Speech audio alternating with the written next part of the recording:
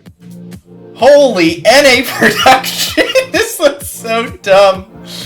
Oh!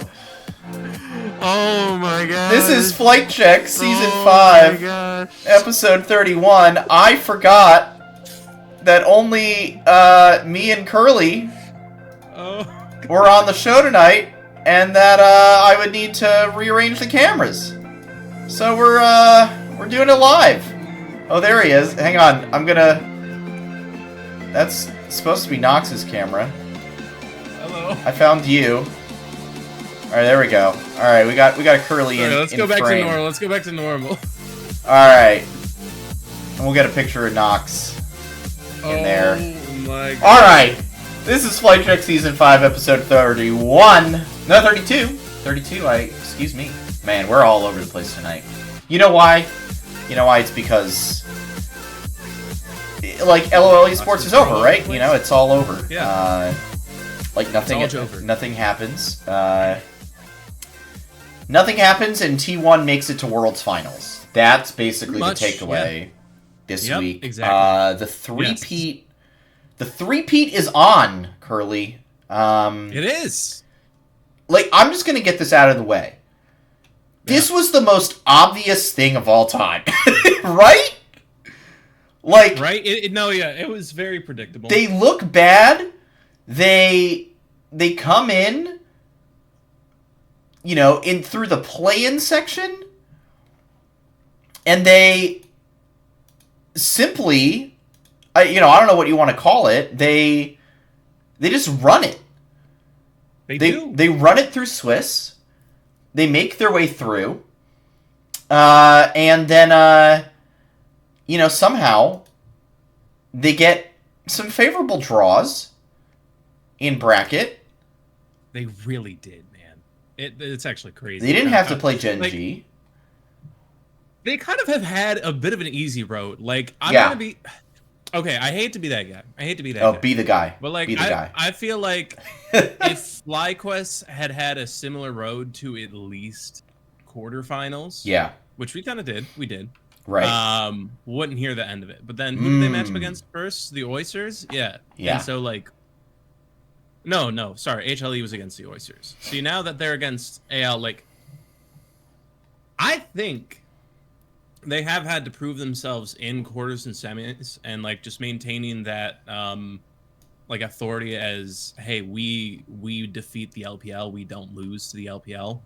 Like, that's solid, because Anyone's Legend and TES were looking above everything else. But it's like, damn, this just feels inevitable. Yeah, it really does. But, the other crazy thing that might also be inevitable, DRX 2.0 is happening live in front of our faces. Are you considering KT DRX here? Kind of. Oh, I am. Nice. And here's why. Here's why KT is the DRX of this Worlds. A very underrated team. Nobody going into this tournament, I think people were like, yeah, they could make quarters. But, like, realistically, and we did this too. I will admit this readily. We looked at this team, everyone looked at this team, and said, yeah, they could make quarters, but they're not making it much further than that. And in fact, if I have to pick an LCK team to drop, KT, that was kind of the regular season. They underperformed. They were not good in regular season. I mean, they were fine. They were, like, passable in regular season. They weren't, like, bro. They weren't, they weren't DNF, right? But all of a sudden now, and you've got guys on this team who, like, these are not household names. In fact, some of these guys on here, in some respects, people were like, why are they still playing? Like, BDD is kind of UNC status. BDD is a little bit on the UNC side, but still good. Like, BDD has, like, carried this team kicking and screaming. Peter... I feel like a lot of the doubt falls on, like, Peter and Duck Dog. Well, Peter, if I recall correctly, he got benched multiple times this season. And Duck Dom has not done anything significant in several years. So, yeah, this team, completely underrated. And look, I just think this is the moment. The vibe with KT is perfect. One final telecom war to rule them all. Are you getting excited, Sandy? I refuse to get excited. I will say I will be rooting for KT Rolster. Yeah. Will I be waking up at 3 a.m. Eastern Time to be watching that World's Final? The jury is out. I think it's going to completely depend on are the hype videos any good? Things like that. Like if there's like some good hype trailers out there, then I think I could convince myself to get up. Maybe get up at like 4 or like 5 and like 2x the first couple games just to, see how they are. But yeah. I mean, the hype videos are going to be that good. Like, the one thing I will say about every Worlds is the production team always produces, like, absolute gold. They make... If you don't watch a single second of gameplay, and you only watch the promos for each stage, you will be excited if you know nothing about League of Legends. And even if you do know something, they will make you excited for teams you shouldn't be excited about. Like, they have a great method of like producing these setup videos, so you're gonna want to watch. They're going to try to like bait you, and it's gonna work. Oh, it will absolutely work. Whether you like have the physiological capacity to make those plans, we'll see. But yeah, I think they're gonna make you think twice. Like, should I wake up for that? Yeah, that's gonna be a tough call on my part. Like I said, could be a mid-championship. Now, the problem is, if it's like a 3-0 and I'm getting up at 6 a.m., it might be over by the time I wake up. So it really could, especially if it goes the way that people expect it to. Yeah. Because I'll tell you right now, I have T1 as my my champion. Once they made bracket stage, I'm like, yeah, they're probably going to win. I want to say, like, here's the thing. Okay. I want to talk narratives here. Like, I think we can talk quarters and semis a little bit. But the fact of the matter is, full disclosure, I didn't watch a single match, and I know you didn't either. So nope. This is purely vibes. This is pure narratives and vibes only. Like, I watched some highlight clips here and there, and like I kept up with what's going on. I'm not like completely uninformed, right? But here's the two narratives that are happening. One, you have unsung hero Dark Horse KT Rolster, the team that historically T1 beats up on. They are the punching bag. They are the little brother. They don't get the job done. Don't get excited about KT because they will let you down. That is literally like the thing about KT Rolster, right? And now, here they are, going up against what most would basically consider to be Goliath. Notably, a Goliath that has a chance to do something never done before in League of Legends esports, and frankly, might not ever happen again, which is go back to back to back. Three-peating Worlds titles. I saw an incredible tweet today that was basically, and this is kind of shading a particular Korean mid laner. Okay. When Faker was in his prime, did you see this? When Faker was in his prime, absolutely. Faker won 3 Worlds titles. Yep. When Chovy was in his prime, Faker won 2 more. The guy is inevitable. And He it's so hard. As much as I want to root for KT, it's so hard for me to look at like the historical possibilities that could occur this weekend, yeah. and deny like that would also be so freaking cool. It would be like no matter who wins this weekend, it's awesome. But I I need think you it's to a win-win understand, for the like, fans. it is a win-win for the fans. It's a win-win for Korea. But then, like, to set up the inevitability of Faker and Yeah. like extrapolate on that is outside of League of Legends. I have seen people talking about him because I'm on TikTok and I'm on like some random esports TikTok here and there.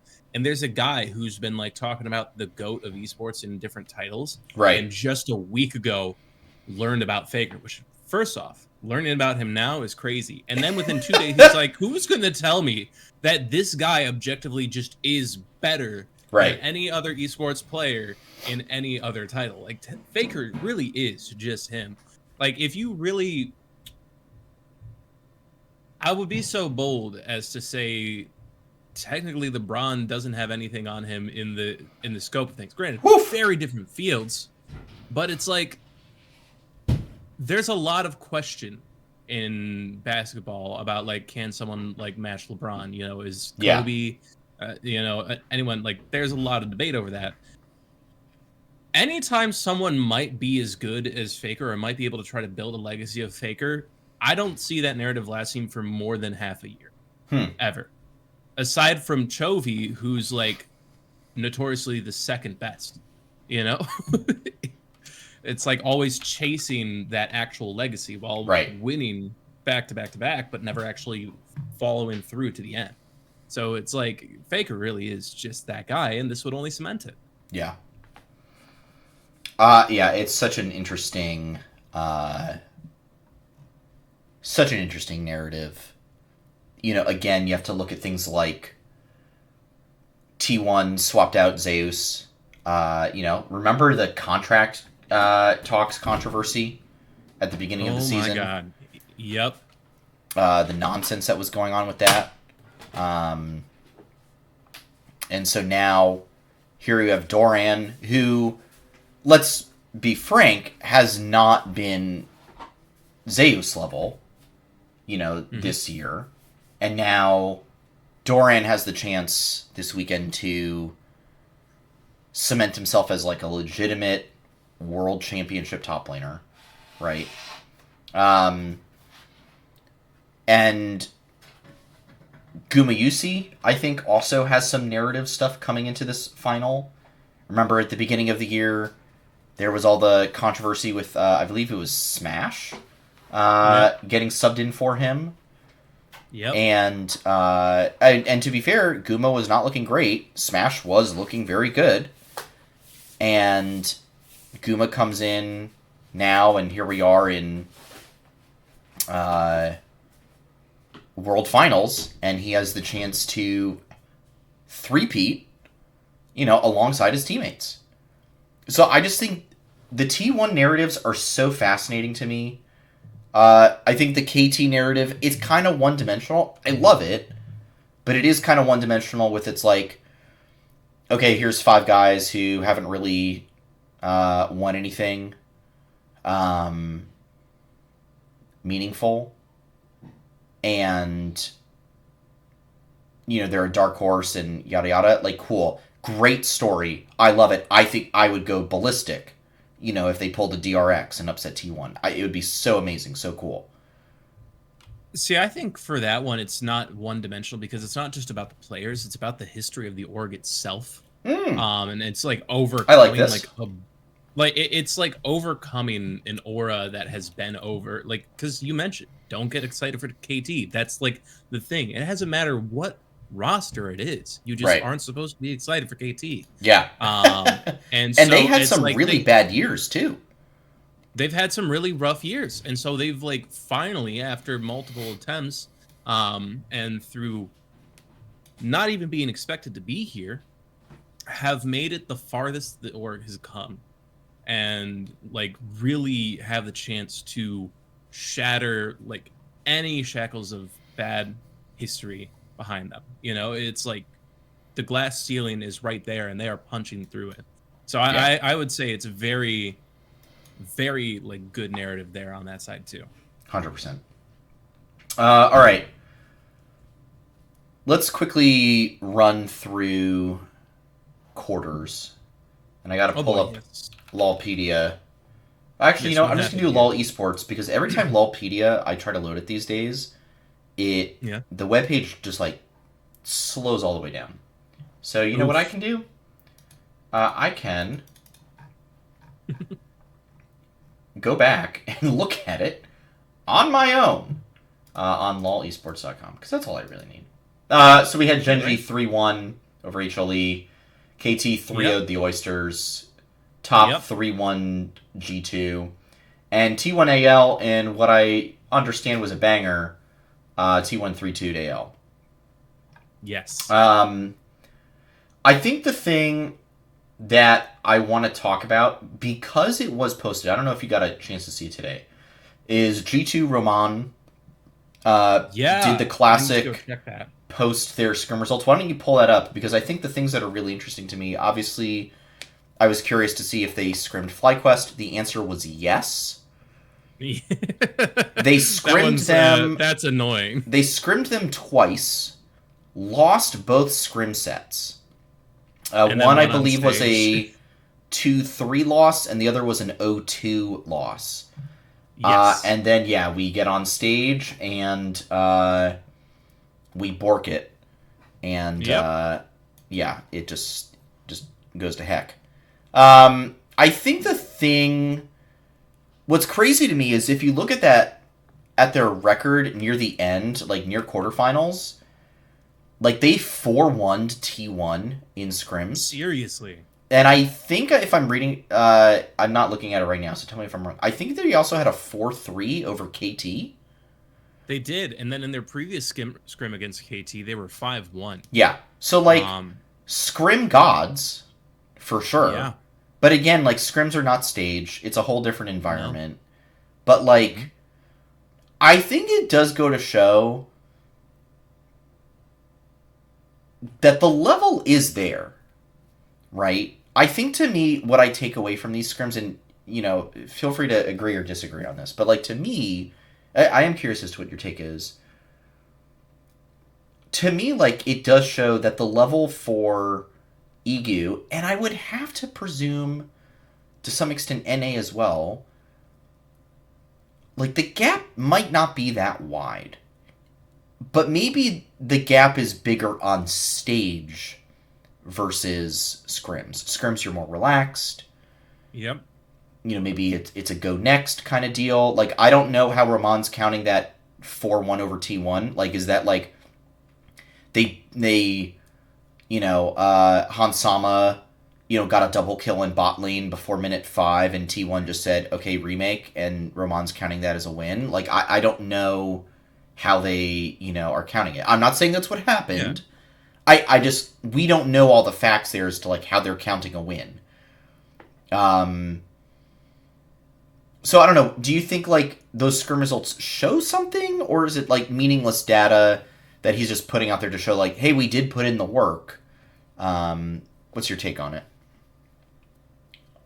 I don't think it's meaningless data. Like, I think it is meant to show that they are putting in the effort, that they do put in the grind, and they are actively training. And especially it shows, like, hey, we go up against the people that are winning this whole thing right now. Yeah. So we are testing ourselves against the very teams that are performing so well. So Yeah. I think it's meant to really solidify the like ethic of the team, and like show. I think there is some value to it, because I know I haven't run a league scrim myself ever before, but I did get close with like Overwatch and Valorant scrims last year, and so those might be a little more the opposite of league, in the fact that they play everything through no matter what happens. And I have to imagine that a lot of games in these is like there are certain scenarios where even if it might seem catastrophic, they do try to play it through. to learn those recovery scenarios. Now, I could be wrong because League is a lot more indefinite in its timeline and could be a lot more fatiguing. And like a bad start, you might just want to get a fresh one anyway. Right. So it's very. It's hard for me to gauge that. I do think there has to be some level of value here. I can't imagine that he would just rack up like meaningless wins and scrims to look good. He doesn't strike me as someone who just wants to present data to fluff the team, you know? Yeah. No, I think that makes sense. There has to be some meaning behind these wins. Yeah. And, no, I think to me, again, it does show that there is, to some extent, a smaller gap than maybe people think there is. Yeah. I think it just comes down to stage. It does. I just think the mental Korean teams have the edge on stage. I don't know what it is, but they just have that edge. It's the mental resilience. It's how you perform under pressure. Right.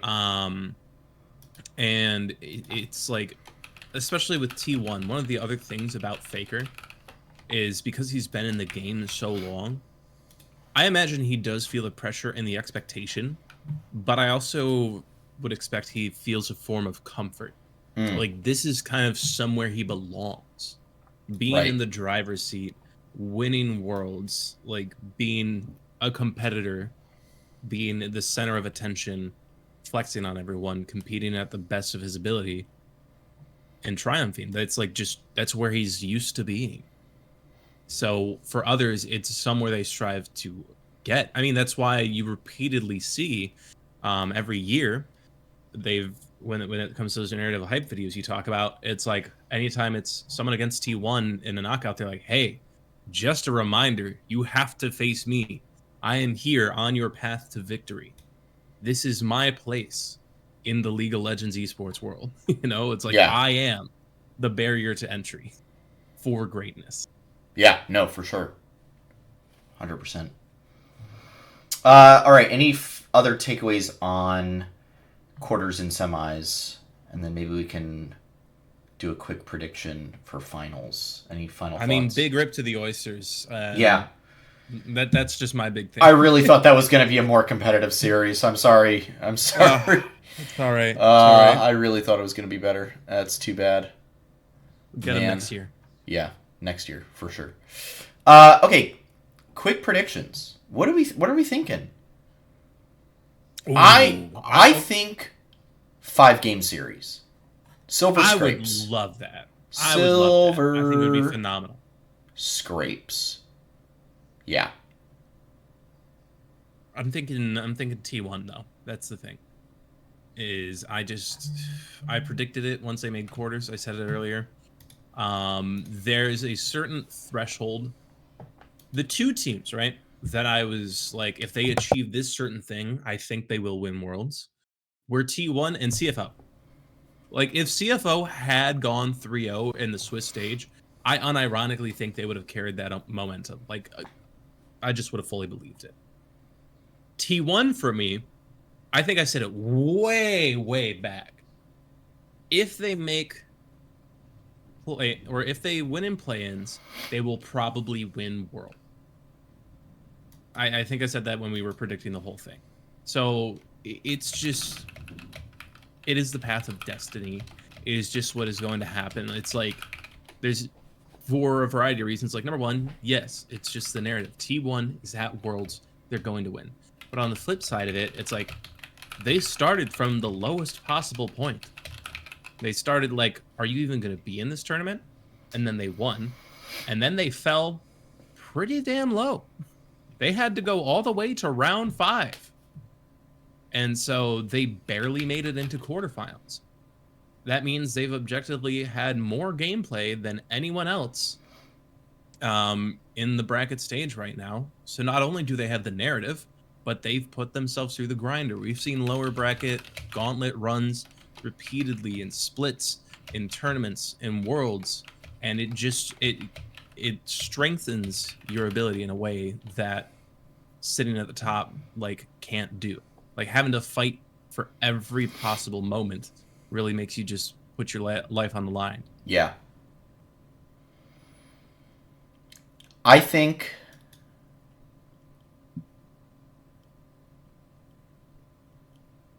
KT32. Okay. Okay. Yeah. KT32. I think they do it. I think they deny the three-peat. I think they pull the DRX.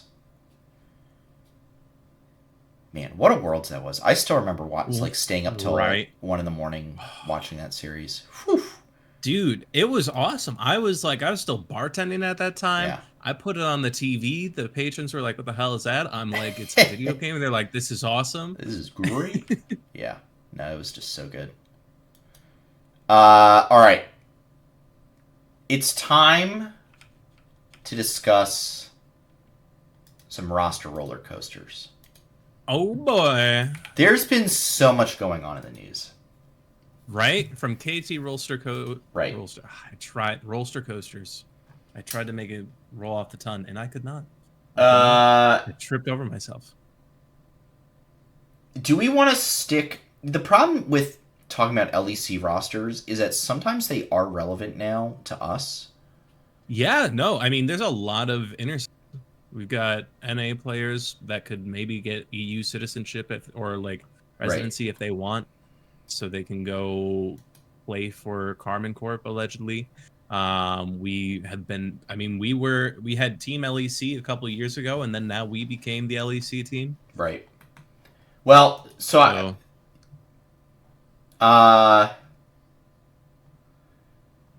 there's like a couple things that are, yeah. I hadn't seen some of these. I'm basically going to read off Sheep Esports posts. Sure thing. And we can talk about them. For one, Yike staying with Carmine Corp next year. Yep. Which I felt like that would have been a big domino, like a big piece. Here's a good report. At least 5 LEC teams interested in Vladdy for next year. And if you go into the report, teams from the LCS also have Vladdy on their list, but with lower priority. I have to think FlyQuest is one of those teams. And basically, like, for them, it's like JoJo, Vladdy. Like, if they can't get JoJo and he sticks with MCoy or he goes somewhere else, then FlyQuest is going after Vladdy. I would not hate that for FlyQuest. Yeah. Gakos... But the problem is, and this is, I guess, the bigger conversation. Inspired, seemingly, to me, I don't know how you feel about this, might not stick with FlyQuest if they don't sign JoJo.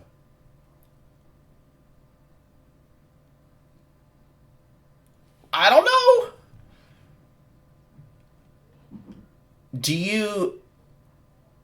What are the odds? Like, to me, like, give me your best bet. Do you think Inspired is on FlyQuest next year?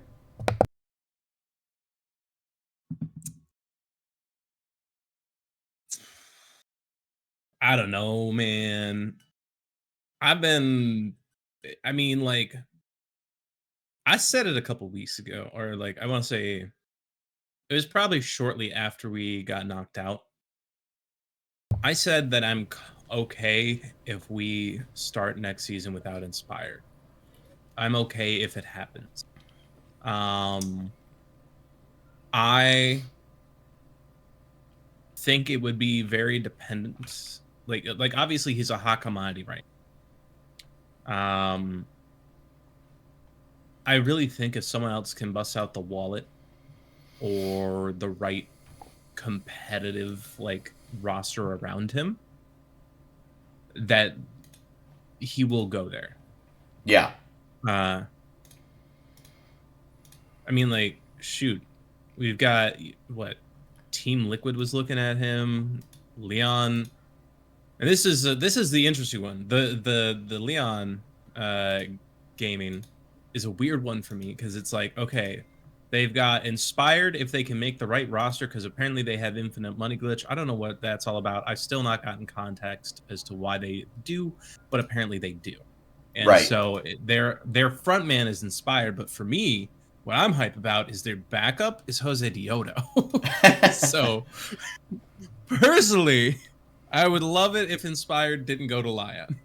Right. But, yeah, I just think, and then even apparently there's been some interest in Europe. I don't know. So I think there's good chance he doesn't stick around.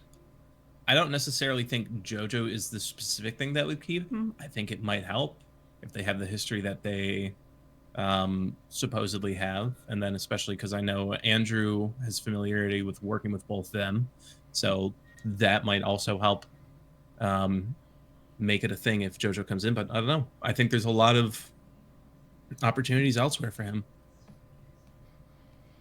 Yeah. No, I think he's going to be...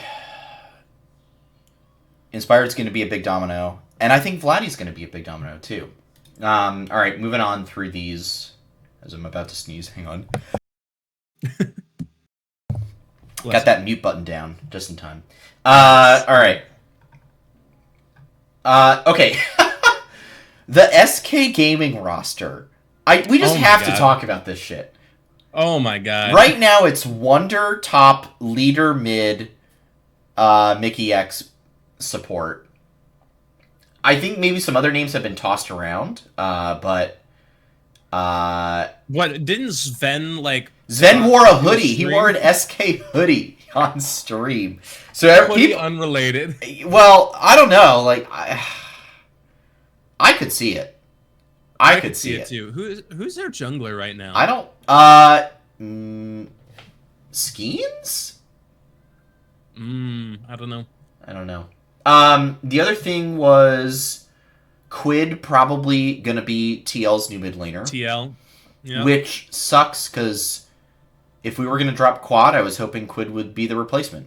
Yeah. You know, if you want like an easy guy who's already in NA kind of deal. Yeah. So, yeah. Just change a vowel, you know? It's really easy. That makes me think the funniest side, like, this isn't a roster move, but the funniest side tangent of LCS offseason is Team Liquid very publicly gunning for David Shynock. Yeah. As a new fan. That was hilarious. It's the funniest thing ever to me, and I'm like, damn, you know what? Like, good job for David. That's just Team Liquid really has their priorities straight right now. Like, get Quid and get a new hype man. Yeah. Bam. Yeah. No, absolutely hilarious. I love it. Okay. I'm scrolling through. Yeah. Oscarinin is available on the top laner market. Oh, here's one that you'll love. Yeah. Jose Dioto going to Lion, maybe? So that's what I... If Inspired doesn't go to Lion, it's Jose Dioto, from what we understand. Yes. And I will be very hyped if that is the case. That'd be crazy. I will be happy to have Jose Dioto back here in the LCS. Me too. I'd be very jazzed for that. And Lion also retaining Saint. Yeah. So I think that I'm actually very happy that we're not getting a boomerang situation with Saint. I felt like he was actually pretty good last year. What did you think about him? No, he was very solid, especially over the summer when Lion started peaking up. I think he was a very reliable part of that team. So being able to keep him is good for Lion's future, because I do think they're a team that starting next year they already had some trajectory going up. I would like to see them go further. Like, them and Disguised are the two teams I'm most excited to see what their return to the LCS looks like next year.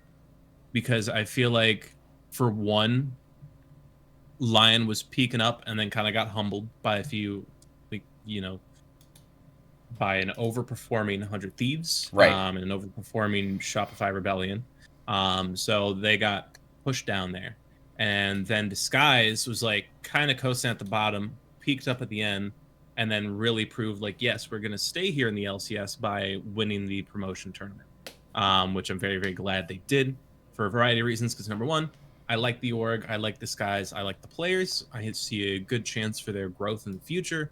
And then also the hell they would have been in otherwise is kind of stupid. And so I'm glad we didn't have to see that play out. All right. This is more, Inspired gathers offers from FlyQuest, Team Liquid, and Lion. I mean, it's also talk about Bwippo. The Bwippo, he's gone. He's gone from not necessarily gone, but he's not playing the top for us. Yes, and I would presume I don't see Bwippo back on FlyQuest. I really don't. Yeah.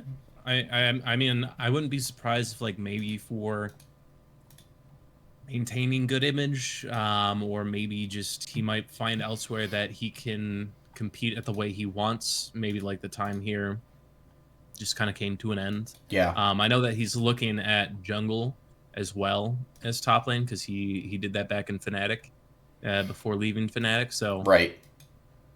Maybe he plays on SK. Yeah. SK Bwippo? That'd be crazy.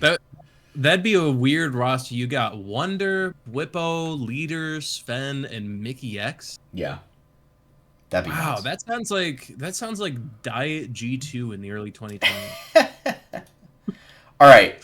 Here's one, and this is kind of the last one before maybe we talk about some other stuff.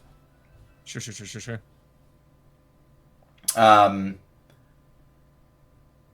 I'm really curious to get your thoughts on this. Swiffer set to join Dignitas as head coach. Team Liquid assistant coach Swiffer moving over to Dig, who, by the way, just hired Jonathan as general manager. Bakery, the oft-maligned previous Dignitas GM, moved up, but now I just have to assume that they're basically saying, hey, okay, Jonathan, you do it now. And maybe Bakery's seen the light and realizes that he has no idea how to run an org or run a team. Maybe he can run an org, but he certainly can't run a team. And bringing in Swiffer to me kind of feels like a good first step. What do you think? I mean, it's definitely between Swiffer and Jonathan. This is definitely laying to the position that Dignitas has, because they both have histories with overperforming orgs, right? Like, if you look at Jonathan, having that NRG team that went very, very far despite everyone else's expectations, then also being on like Golden Guardians, CLG. But then even Swiffer, back when he was over in the LEC, he was able to take SK. Like, SK was actually a competitive team, which is not something I was used to hearing back when I was watching LEC. With Niski, which people feel a certain way about Niski. Uh-oh, I might have lost my co-host. Yes. He was talking about Niski. I'm not sure what his point about Niski was going to be. I think, for me, Dignitas is just such a frustrating team because they've been in the league for so long. They haven't done anything. Okay. He's back now. But Dig has been in the league for so long. They've literally done nothing for years. Nope. Disguised had more success this year than Dignitas did by the end of it. Looked better than Dignitas by the end of it. I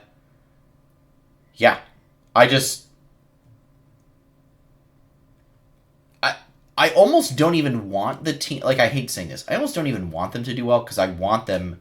They've been so irresponsible in this league. Yeah. I don't even want them to succeed because they've been so irresponsible with their players and the environment has been terrible. I mean, there's so many reports out there of just what an awful environment it is. You had a point. I will let you finish it if you would like. Yeah, I mean, my big thing is I was just going over the fact that, like, if there is a team that might overcome the uh, weight that Dignitas kind of has on it Yeah. of being just a very bottom team, it is Swiffer and Jonathan, because they just have a history of doing exactly that. So, I mean, I have to agree, Dignitas hasn't been really a brand and organization that I appreciate much in the LCS in my time watching here. Um, and so it's like, if they turn it around and start being competitive, good, and they better maintain it and they better add value to the scene.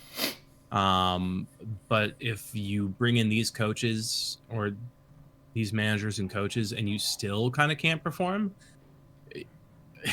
I don't really know why you're still here. Yeah. Yeah. 100%. All right. Name one team for me. This will be the last thing we do. Name one team Okay. for me that you are, and not FlyQuest. One team that you're like, I am very curious to see what they do in off season. I have my team.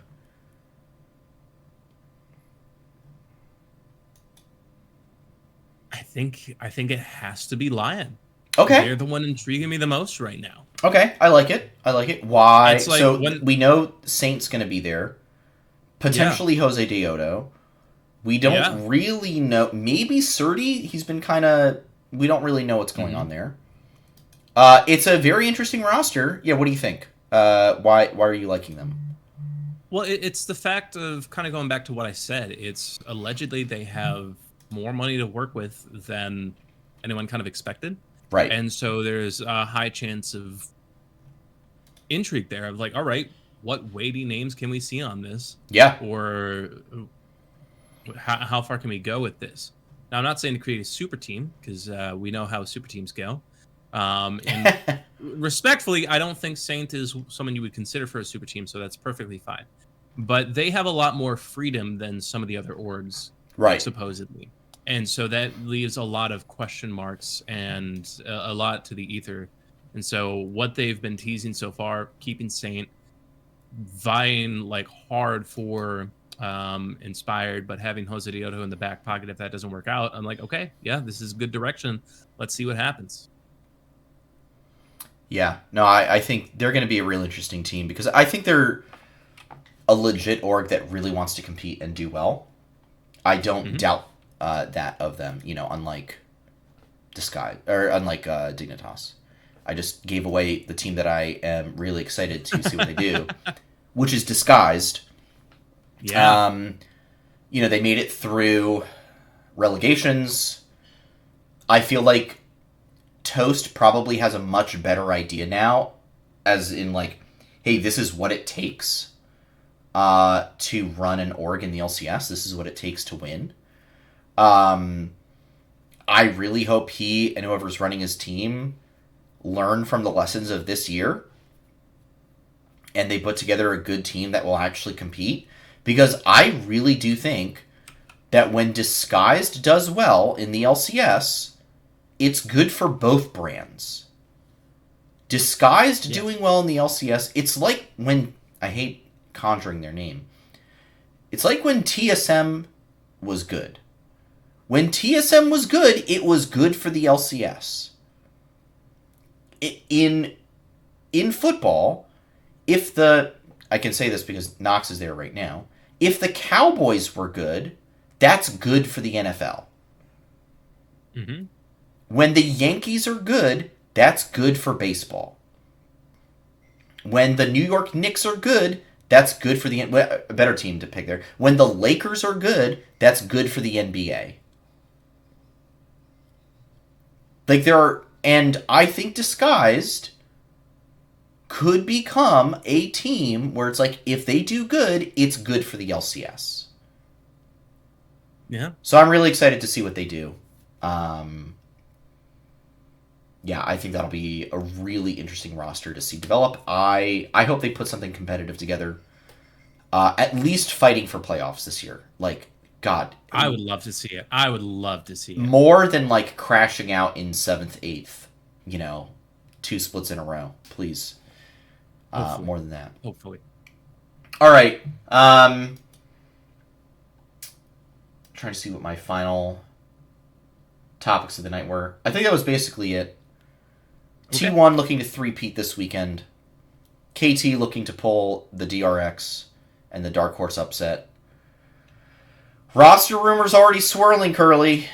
It's already happening. Yeah. Worlds the isn't even over. Are being released. We've got a week left in the season, and those verbal agreements, they're already being made. Well, I mean, aren't roster or contracts up a week after Worlds is done? It's either a week after or like the day after. So it's very soon. If you're not working now, if you're not working now behind the scenes, then you're too late. And I would argue if you're starting now, you're too late. So I think it's an unfortunate part of the business, but I think that's just kind of like how it be. All the Western teams are gone. They're all home. What are they supposed to do? Figure out next year. You know? Get Riftbound packs. Get Riftbound packs. I did pick some. I picked up 2 starter decks. Each came with a booster. Got some nice foils. I got a foil Victor with what I understand was an alternate art. You can catch that. Okay. And you know where you can catch that? In the Flight Check Discord, where you can join for all kinds of esports discussion and otherwise taking place in there. And you know why you can join up in there? Because we're so thankful that you've watched this episode of Flight Check. Another one in the books. Just Curly and I tonight. Honestly, this was great. I had a good time. Who needs Nox War anyway? You know? No. We'll need him back. Well, unfortunately for him, he is watching the Dallas Cowboys lose 10-0 at this current moment in time. So that brother, I don't think he cares about that. He's really, really good seed. He's having a good time, even if they're losing. He is having a great time. If you want to follow us on Twitter for all our reactions and thoughts to off-season and Worlds finals, you can catch us on Twitter at Flight Check Crew, myself at SantosDB, Nox at Nox4 with 2 R's, and Curly at Curly_Q_. Like I said earlier, gotta hop into the Flight Check Discord as well. All kinds of esports discussion and other stuff going on in there. And if you missed any part of the episode, you are in luck. The VOD's going to be up on YouTube tonight or tomorrow morning. If you're watching that and want to catch the show live, you have 2 more chances. Next week and the week after. And after that, we're going to be all done, my friends. No more Flight Check. But until then, usually every Monday night, usually at 8 p.m. Eastern Time, right here at twitch.tv/FlightCheckCrew. Curly, final notes, shoutouts, and plugs before we call it quits this evening. Final notes is Worlds is going to end in an amazing fashion. I cannot wait to watch it. And then I can't wait for us to get to Worlds next year when it will actually be at more watchable times. Oh, yeah. And my shout out is going to be to Pirates of the Caribbean. I've started watching through it with my friends recently because I have never seen it. Huh. And damn, there's some pretty good films. Those are some pretty good films. I'm frankly shocked that you've never seen it before. It never came up, and I never took the time. So there you go. No, it's been really good. Just finished watching Dead Man's Chest, and the whole layup at the end of that movie. I'm like, okay, this was the template for teasing a third movie. Seriously, they do it perfectly. I'm like, okay, boom, just like that, easy. All right. For myself, the shout out is going to be to the Cowboys because I need CeeDee Lamb to pop off tonight in my fantasy league. Please, CeeDee, do your thing, brother. All right, we'll be back next week discussing World's Finals, seeing what other roster news erupts over the week. I'm sure something will come through. So for now, stay safe out there and bite your teeth. Do not forget to hit the head on the nail. And we'll see you all very, very soon. Adios, everybody. For Nox War, have a good one, guys. And for me, as always, peace, y'all.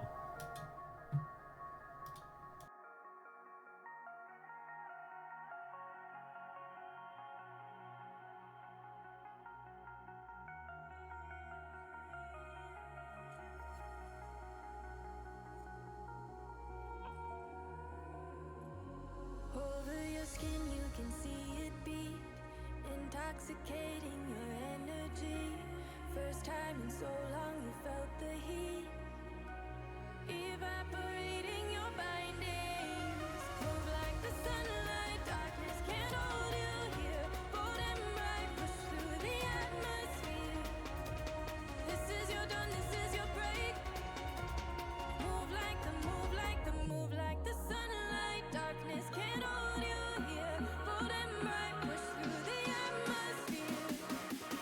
This is your dawn, this is your break. Move like the